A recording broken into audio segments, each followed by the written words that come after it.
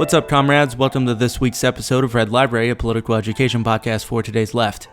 We're coming at you this week with Lecture 10 of Michel Foucault's lecture series, Society Must Be Defended, and we are getting very near to the end of our Michel Foucault mini-squared series. It has been a labor of love, it has been an ambitious project, and I'm glad to say that we're almost finished with it, and it's about damn time. You know, I love me some Foucault, but there's a lot of work on this one. But you know what Nietzsche said by way of the Joker, whatever doesn't kill you makes you stranger. And if I'm sure of anything, it is that this lecture series has made both me and Comrade Commissar Don a good deal stranger indeed. So what can you expect in Lecture 10? Well, this one is going to be led by Comrade Commissar Don, and he's really going to use that guerrilla mindset action to dominate the political-historical field of the entire episode. We're going to touch on Foucault's discussion of the difference between nation and state. We're going to talk a bit about the dialectic, trademark, the bourgeoisie, and really just getting us lined up to finish off the lecture series in Lecture 11 coming up very soon. So we're going to jump right into it, but before we do that, a couple of housekeeping things, just some reminders of how to support Red Library. If you're using iTunes and the podcast app, please go down to the bottom of our page whenever you listen and give us one of those reviews. Click on a number of stars. We're really trying to boost up our ratings on there as it helps gets us into the feeds of other podcast listeners from some of our shows that are closely aligned with what we do out there in the leftosphere. So please, it takes a handful of seconds and would really be a huge favor and really be a great way to support the show. Remember, head over to our Patreon, and for as little as $1 a month, you can get access to our premium episodes starting to come out this month, actually. We got one up already, and the next one is being planned for October. Remember to do all the other regular bullshit, like the page on Facebook, follow us on Twitter, yada yada yada. And I have one special request this week. We really want to get a new logo, something that looks a little bit nicer and a little bit more professional than the very low quality picture I made in my free version of Photoshop. So if any of you out there, comrade listeners, do any kind of graphic design, or you know some lefty friendly comrades out there that do, and would like to contribute to Red Library, shoot us an email at redlibrarypodcast@gmail.com and let us know, and we will discuss making a transaction via the free market. Without further ado, let's get into the episode. Enjoy, and we'll see you back here afterwards, comrades.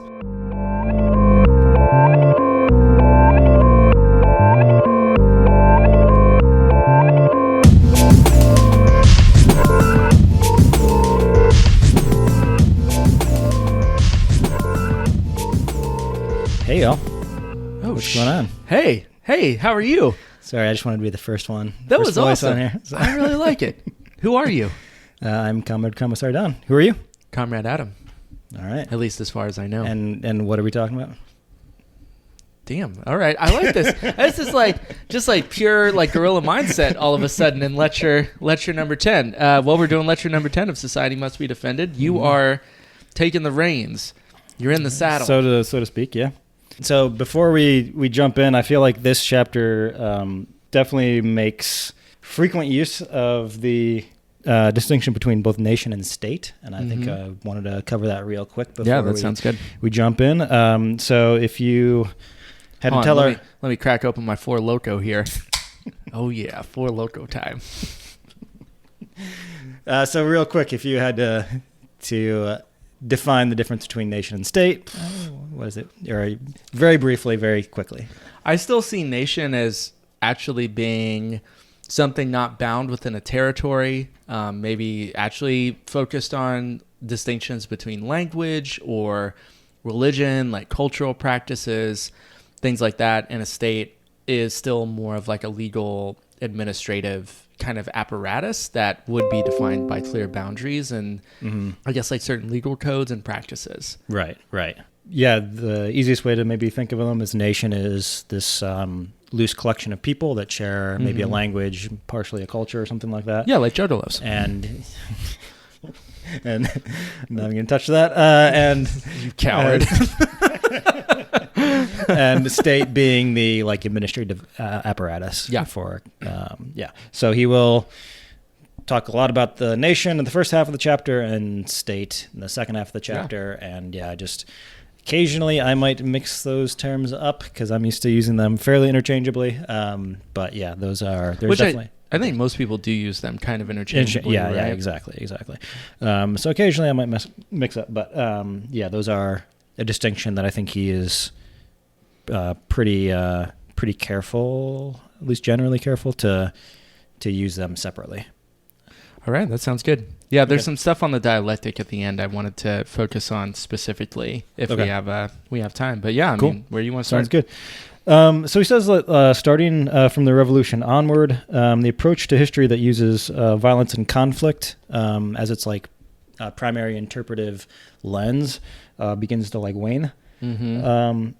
And the idea of this conflict, it's not like wholly eliminated from historical discourse, and it will return later as a dialectic, actually. Just what you mentioned later. I should have said spoiler alert. Sorry about that. We'll forgive you this time. He does. I was going to ask you about this.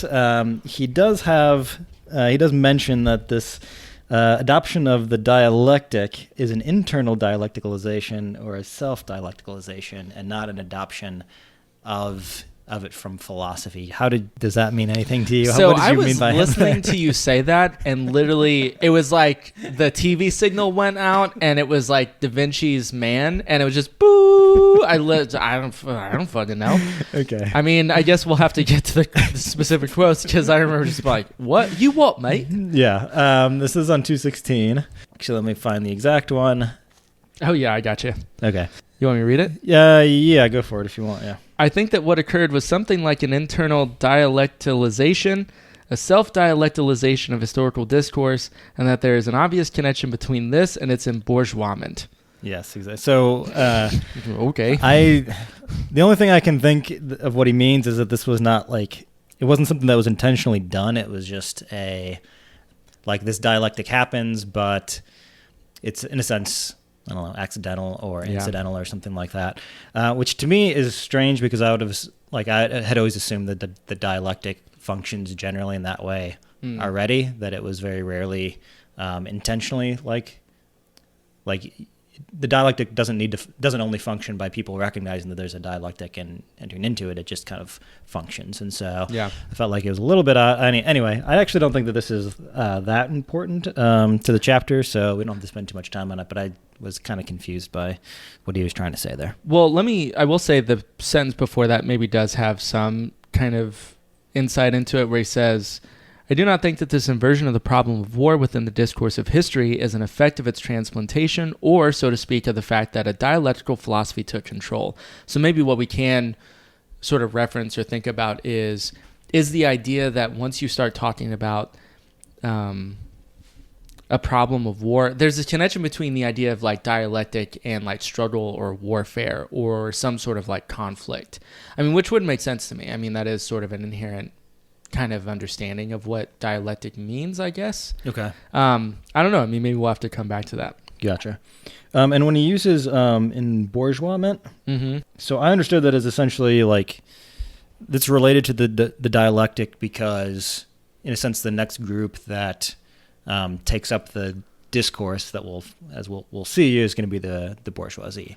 Yeah. I was just curious because I didn't want to misunderstand. Is there a connection between the bourgeoisie and the dialectic, like as a concept specifically? Yeah, I think that you could probably trace that to the school of German idealist philosophy. Okay. And the connection of Hegel, Schelling, Fichte, that particular group of thinkers, to the Prussian state and to their use of the dialectic precisely to advocate a certain kind of like development of politics and history, which was seen as I think now, or at least like through Marx, was actually seen as a sort of product of like their bourgeois class position. Okay. Yeah, and that's why they weren't materialists. That's why they had to be flipped on their heads, because they were thoroughly bourgeois. Gotcha.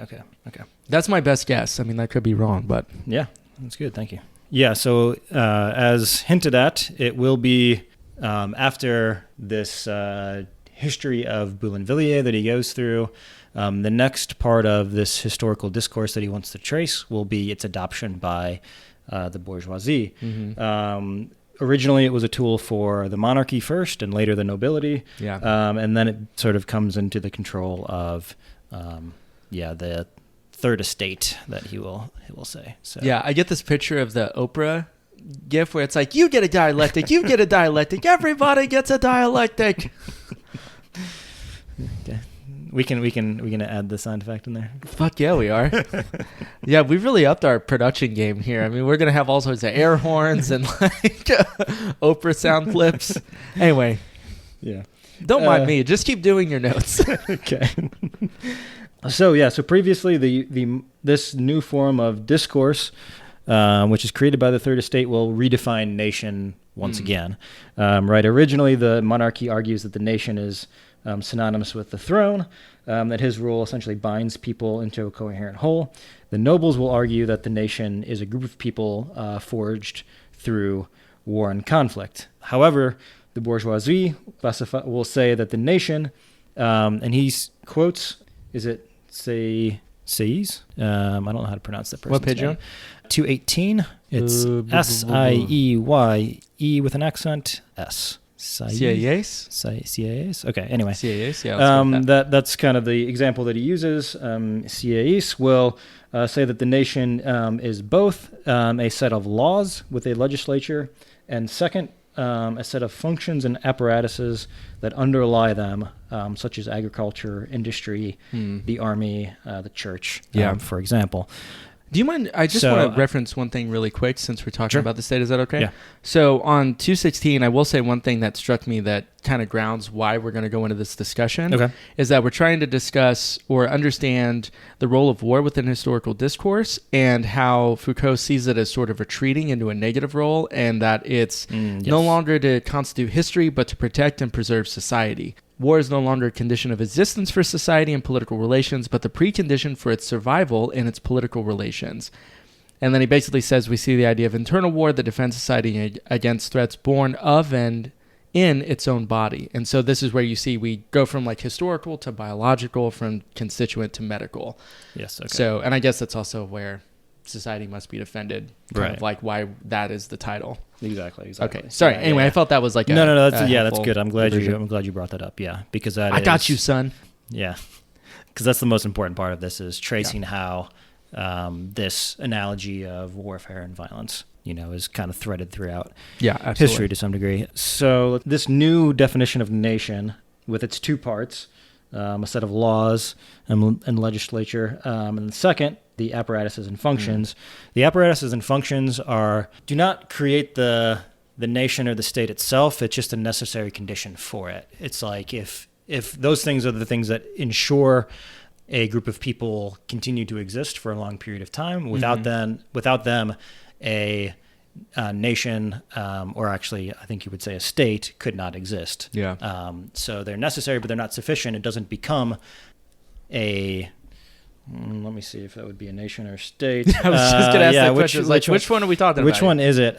Because I think he'll want to say that it's essentially both here at this point. Let me try to find that. Nationhood. Yeah. So this would be that... what page on? 219. Okay. That the works and functions are necessary for nationhood. So I think that this is what it would say, that they're necessary for nationhood. They don't become a nation until the laws and the legal code are created, and at that point is when they become a state. Okay. Yeah. Interesting. I'm following along at this point. Okay. So this new definition of the state, or new definition of the nation, as it leads to the state, helps the bourgeoisie in two ways. The third estate basically, at this point in history, controls all of these functions. Such as agriculture and industry. So by saying that this is necessary for the nation, in a way saying that the third estate is the nation. Interesting. Okay. Oh yeah, that's right. And so that's sort of going to become kind of this basis for this challenge by the third estate. Exactly. By them saying, like, according to this history, it's us that is the nation, and we sort of assume all of its powers and privileges. And second, they're also able to say that because France does not have a common law yet, it has different sets of laws to apply to different classes or castes. Yeah. Common law meaning that all laws apply evenly or equally across groups of people. Because they do not have a common law yet, France is not technically and nation formally, that the third estate, and this is like very explicit, right, that the third estate is not just a nation, is the only nation basically in the country. So based on this, I mean, I find this really fascinating because it almost seems to be the struggle over what grounds the legitimacy of who should hold power in society. And so a lot of this, comes down to how you do define what is it that constitutes a nation and a state, what are the like preconditions for that, or what are necessary but not sufficient conditions, and so on. Yeah, I mean, this is just a quote I wanted to pull on 221 really fast. He says, you see that France is not a nation because it lacks the formal juridical preconditions for nationhood, common laws, and a legislature, and yet there is a nation in France, or in other words, a group of individuals who have the potential capacity to ensure the substantive and historical existence of the nation. These people supply the historical conditions of existence of both a nation and the nation. Right, yeah. Exactly. This part is a little bit harder, it was harder for me to understand, but you also say that this new discourse will introduce another innovation as well, which that if the other two discourses were oriented towards some understanding of the past, the new one will find its anchor in the present and looks towards the future. I have a quote on 224, so let me read this. Quote, what we do now have, or what we now may have, is a history of a rectilinear kind in which the decisive moment in the transition from the virtual to the real, the transition from the national totality to the universality of the state. This, therefore, is a history that is polarized towards the present and towards the state, a history that culminates in the immanence of the state and the total, complete, and full figure of the state in the present. That seems easy enough. Yeah. So, to maybe explain that a little bit more. Actually, no, that's a little bit. I mean, we will talk about that like a little bit more and what that means, but I don't know. I mean, that was very difficult for me to understand exactly what again, I understand the general thrust of what he's trying to say, but, I think it'll come out more when we discuss the two examples that he'll give. So let's hold off on that for a second. There is one thing I wanted to mention too, and this is back on 223, where he's talking about the essential function and the historical role of the nation. He says, it's not defined by its ability to exercise a relationship of domination over other nations. It is something else. Its ability to administer itself, to manage, govern, and guarantee the constitution and workings of the figure of the state and of state power, not domination, but state control. So to me, I thought that was just a pretty key passage to really flesh out that there's this shift towards the role of the state not being dominating sort of groups or like exercising domination, but actually being more about governance and control. Exactly. In this disciplinary way, which is sort of kind of the heart of Foucault's whole, I would say like his whole focus throughout, not just this lecture, but even the ones that surround it with like Birth of Biopower and some of the other ones too. Yeah, exactly. And that's why, in a sense, it's this reaction against the nobiliary discourse who sees all these things as conflict and warfare, and the third estate wants to say, no, it's actually about this form of control and state administration. Yeah, which also is this sort of philosophical, legal, kind of enlightenment-based discourse, which is, and maybe this goes back to the quote that you were just talking about, which is the universality of that. It's this like abstracted, universal kind of perspective that you take through this kind of scientific, rational sort of discourse, maybe.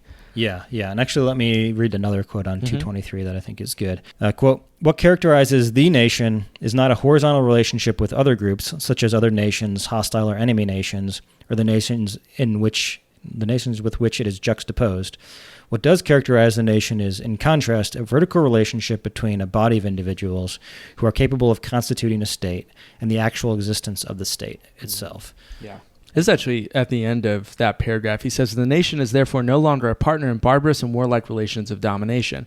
The nation is the active constituent core of the state.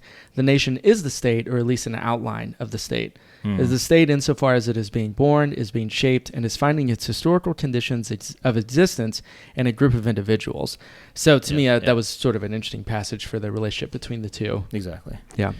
Good. So he'll go on to say that the new discourses that will arise, right, and we're talking around the basically the early 19th century is the time period that he's talking about. They essentially must navigate two different approaches, or two, this is that word again, grids of intelligibility that we talked about last time.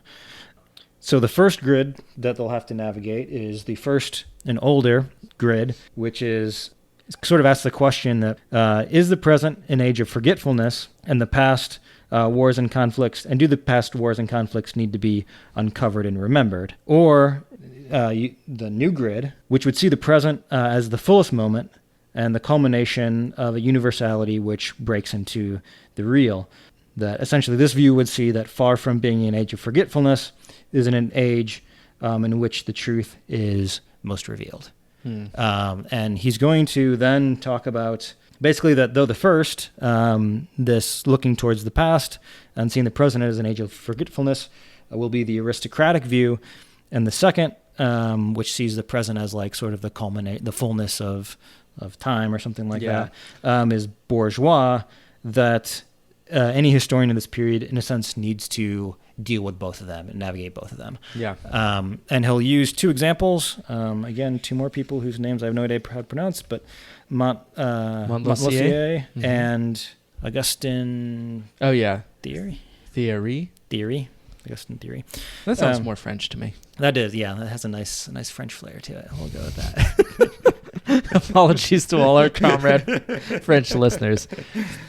Maybe the next time we do another Book of Foucault lectures, we'll be fluent in French by then. Don't expect it. So, so his two examples will be these two historians. And so for Montlosier, his history starts in an expected way. There's conflicts, there's invasions, there's wars, and conflict for power within and without. Royal power is what binds the people together into a nation. However, where he starts to sort of disagree or diverge from other theories is he would say that he sees royal power as creating the different classes in society. And by doing so, the king, the monarchy, exerts power through the peasantry in order to gain victories or extract concessions from the nobility. So the king, who sees basically his primary opponent as the nobility, will basically be in favor and encourage things like peasant insurrections and things like that. Because it will weaken the noble power, the power of the nobles. Therefore, in Montlosier's reading, the French Revolution is not just a reaction against royal power, but it is in a way a fulfillment of that power, like to its fullest extent. That they essentially complete the project of the crown, which is to take all power from the nobles in a sense. Let me see. I had a quote. So you're trying to say that Montlosier is saying that the French Revolution completed the system of German idealism?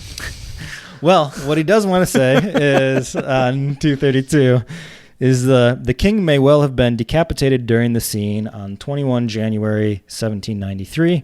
They decapitated the king, but they crowned the monarchy. Well, yeah. The convention is the truth of the monarchy stripped bare, and the sovereignty that the king snatched away from the nobility is now, in a way that is absolutely necessary, in the hands of the people, which, according to Montlosier, proves to be the king's legitimate heir. I don't really know if I can agree with Montlosier there. I'm not sure if it's very convincing, but the reason why Foucault wants to talk about it is because it is in this way that Montlosier sees the present events as not being like a forgetfulness of the past that needs to be sort of resurrected. He sees the things that are happening now as like sort of the ultimate like telos of what had happened before. Or something almost like their culmination and their sort of logical. Their logical conclusion. Exactly. So he would say that this is like fundamentally a different historical discourse than the ones that came before him. Now on the opposite side, theory. That sounds good. Yeah, sure. Theory. Theory? Yeah. Sorry, I'm listening to Chillbilly Workers Party, so I feel like it takes me back to my roots a little bit. So he will explicitly want to privilege the present, namely the state totalization. Yeah. But to do this, he needs to read this totalization into the past. And so he still needs to tell a history in which the past is full of wars and conflicts. It's dualistic at its outset. In his case, it's sort of between the urban and the rural. But this conflict is not so much military as political and economic. He will interpret the revolution, on the other hand, as, in a sense, the economic war that was going on all the time, as the economic war is going hot. When the third estate, having been in control of basically all state functions, takes exclusive and total control of both the nation and the state. And then I have a quote on 236, and this is kind of him wrapping up, because he kind of ends this chapter pretty quickly. That's right. We're almost done, He talks about theory, and then he basically ends. So he says, quote, "So you see, with analysis like this, we obviously have, first, the elimination of war's function as an analyzer of historical political processes, or at least its strict curtailment. War is now no more than an ephemeral and instrumental aspect of confrontations which are not of a warlike nature. Second, the essential element is no longer the relationship of domination that exists between one nation and another, or another group and another. The fundamental relationship is the state." Yeah, so that was my attempt at giving an overview of this chapter. I have to tell you, I mean, again, I'm consistently impressed with your ability to distill like just page upon page of really complicated shit. Well, do you mind if maybe we kind of, just with the last few minutes, kind of focus on a couple of key things here? Absolutely. So I'm looking at the first full paragraph on 235. Okay. And this is where he says, there are two great episodes, two main phases in this history of the bourgeoisie and the Third Estate. First, when the Third Estate sensed it was in control of all the forces of the state, what it proposed to the nobility and the clergy was, well, a sort of social pact. Hence the emergence of both the theory and the institutions of the three orders. So again, the idea that in French society leading up to the revolution, there were these different estates. And I guess he sees it as it was almost like a brokered agreement of how to like distinctly separate society into these three different estates at the time. But he says it was an artificial unity that did not really correspond to either the realities of the relationship of force or the will of the enemy. The Third Estate had, in fact, the whole state in its hands, and its enemy, or in other words, the nobility, refused to recognize that the Third Estate had any right at all. It was at this point in the 18th century that a new process began, and it was to be a more violent process of confrontation. And the revolution itself was to be the final episode in a violent war. And here's the part that really struck me. It naturally reactivated the old conflicts, but it was, in some sense, nothing more than the military instrument of a conflict and struggle that were not in themselves warlike. They were essentially civil, and the state was both their object and the space in which they took place. So that really struck me for a couple of reasons. And I don't know, this might be way off or a little bit of a, sloppy connection to make.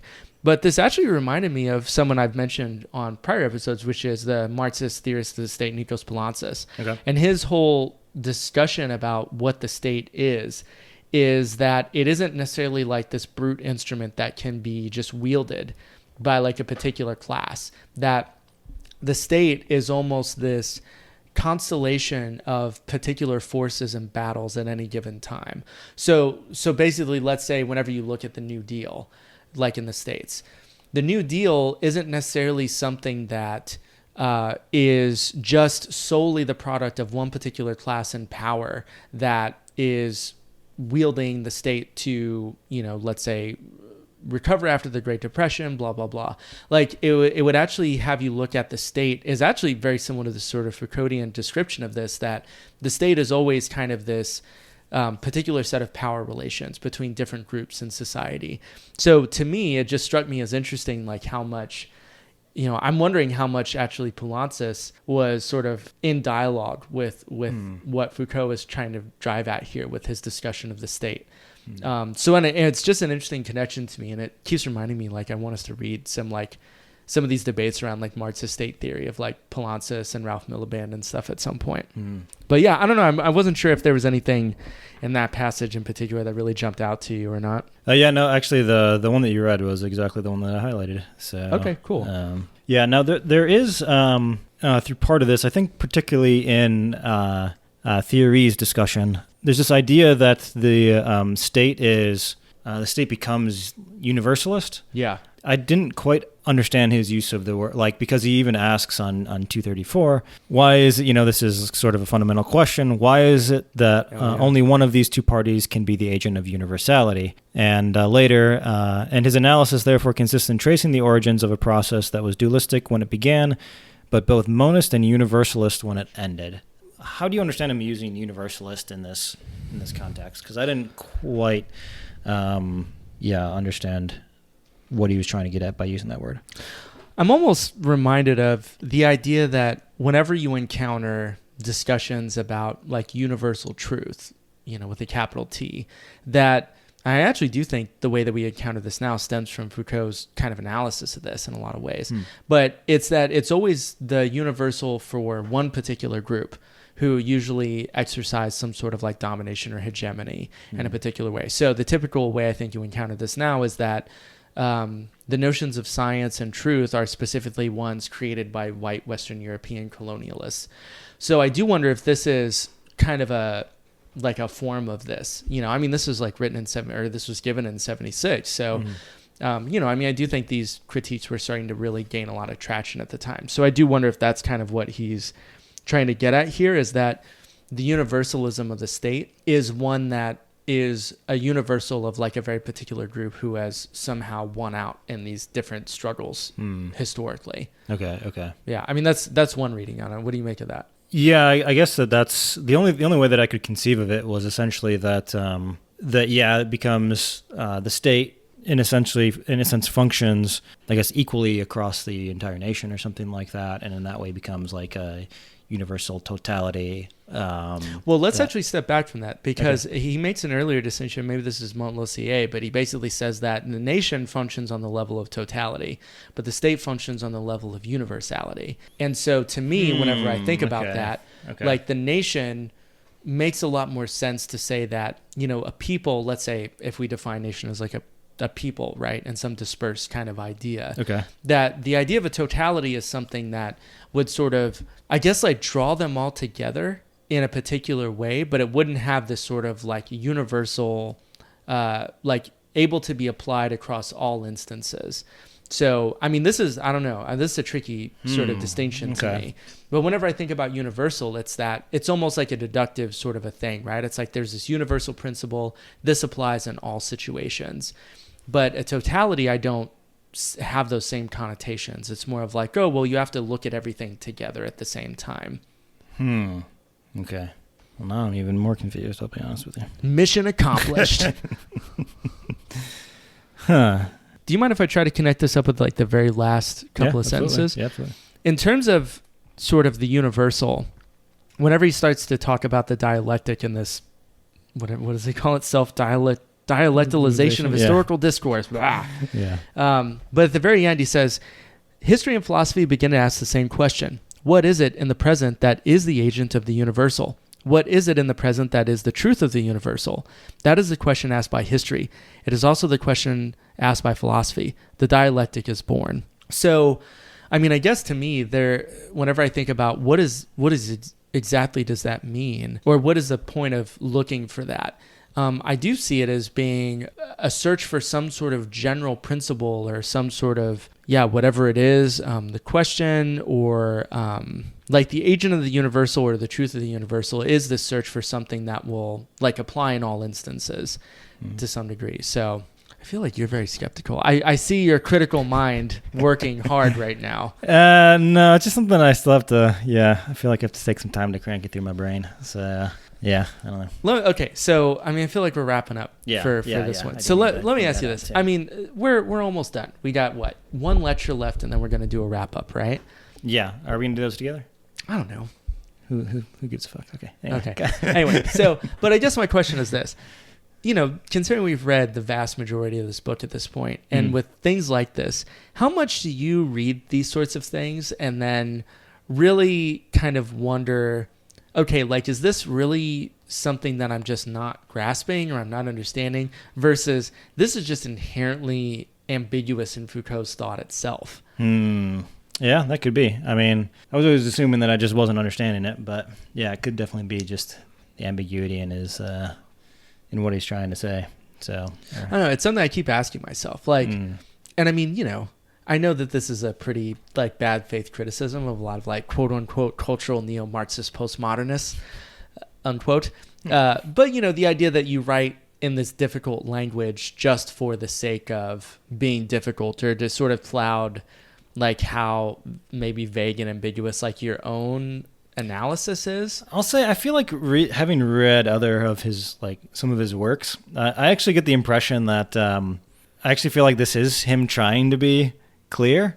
I almost feel like it's like it's like his own, it's almost like he can't help himself. And like using a term like grid of intelligibility or something like that. I almost feel like he's kind of trying, but he just can't help but end up even if it's accidentally just using these phrases. And I don't know, I feel like there's definitely parts of this that I get the sense that he's trying to be, or is kind of clearer than a lot of his other his actual written works and stuff. And so to me it does seem like maybe this is almost just him not knowing how to do any better. I mean, I'll cut him some slack for that, I guess. My thought was, I think that bad faith criticism, a lot of people like Foucault, or I'm thinking even more modern like Foucault inspired philosophers like Judith Butler. I mean, even Zizek to a certain degree, and Badiou and people like that. I think there's a way that you can see them trying to reach for new language and concepts to expand our ways of thinking about things, or to describe maybe new areas that aren't really explored up to that point. So I can kind of give them some slack for that, I guess. And maybe whenever you talk about grid of intelligibility, I mean, you can kind of see that. But I don't know. I mean, maybe that's something we can kind of think and talk more about in the wrap up. Yeah, I'm down for that. All right. Well, any last thoughts? Again, I think you killed it on condensing a lot of shit. I think I actually have to jet here. So okay, I'm walking out right now. So you're gonna leave, and I'm just gonna do another 5 minutes. You're just talking mad shit. Be like, he didn't understand the universality of the state versus the totality of the nation. Jesus. Yeah, we can get into that more on the next episode too. Because actually, I don't know. I'm interested in that, but maybe he just isn't that coherent about it. Yeah. Well, I think it's one of those things where, we want to do things in good faith, but also not assign coherence whenever it doesn't actually apply, which is really easy to do. So, all right, man, one more, and then we're no longer DTF. So that's right. All right, y'all. I guess we'll see you back for that one. Probably coming up here soon. Yeah. Take care, y'all. All right. Peace out. Get some rest. Drink water.